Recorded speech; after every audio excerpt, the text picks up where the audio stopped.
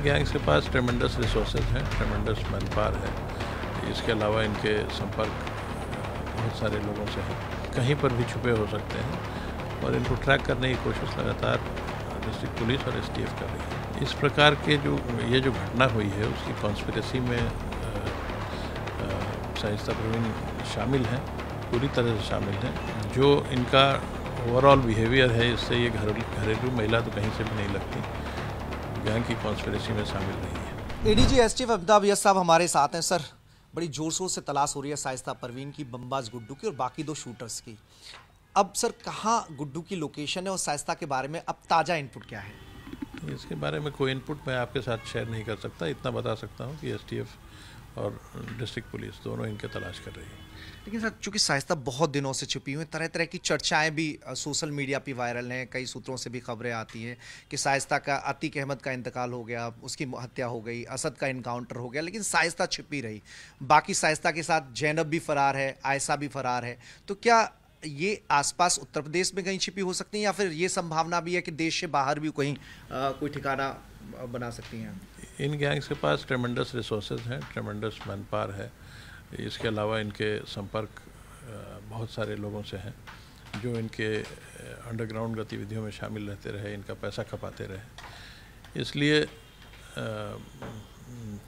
ये कहीं पर भी छुपे हो सकते हैं और इनको ट्रैक करने की कोशिश लगातार डिस्ट्रिक्ट पुलिस और एसटीएफ कर रही है। जो चकिया इलाका है वहाँ का कहते हैं कि शाइस्ता परवीन घरेलू महिला है, अतीक अहमद बार बार कहा करता था। तो इसका जो पूरा ना बैकग्राउंड है, क्या यही अतीक की नामौजूदी में उसके गैंग को संभालती थी, जो आपके सामने तथ्य सामने आए हो, प्रकाश में आए हो? इस प्रकार के जो घटना हुई है उसकी कॉन्स्पिरेसी में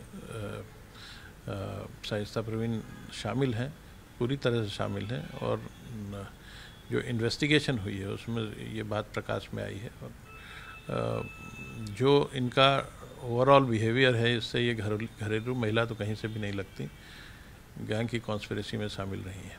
सर, गुड्डू बाज का पुराना नाम है, तो क्या ये संभावनाएं हो सकती हैं कि जो उसके एसोसिएट हैं बिहार में, चूँकि कई राज्यों में और आपने भी पहले उस पर कार्रवाई की है, तो अपने एसोसिएट को इकट्ठा करके क्या कुछ नया गैंग बनाने की सोच रहा है या इस तरह की कोई पॉसिबिलिटीज़ हो सकती हैं जो आपकी जांच में चीज़ें सामने आई हों? इसके पीछे लगातार एसटीएफ काम कर रही है और उम्मीद है कि जल्दी ही हम गिरफ्तार करेंगे। अगर ये एसटीएफ की गिरफ्त से बच जाता है तो ये एक थ्रेट हो सकता है, क्योंकि इंडिपेंडेंटली क्राइम करने में सक्षम है। पहले भी सर इस तरह के इसका बैकग्राउंड भी इस तरह का रहा है कि बड़ा खतरनाक किस्म का है ये एक हायर्ड असैसिन है, कॉन्ट्रैक्ट किलर है। और पहले जो इससे इंट्रोगेशन हुए थे उसमें भी ये प्रकाश में आया था कि ये बिहार पटना के बेऊर जेल गया था राजन तिवारी से कोई कॉन्ट्रैक्ट लेने। तो लेकिन जब इसे 10 साल की सज़ा हो गई गोरखपुर के एक केस में, उसके बाद अतीक अहमद ने इसकी जमानत कराई और तब से ये अतीक अहमद के लिए काम कर रहा है। सर, क्या एसोसिएशन में जैसे आयशा, जैनब और शाइस्ता क्या तीनों साथ हो सकती हैं? गुड्डू ने सपोर्ट कर रहा हो जिसके चलते इन्हें छिपने में आसानी हो रही हो? इस पर तो कोई कमेंट करना उचित नहीं होगा।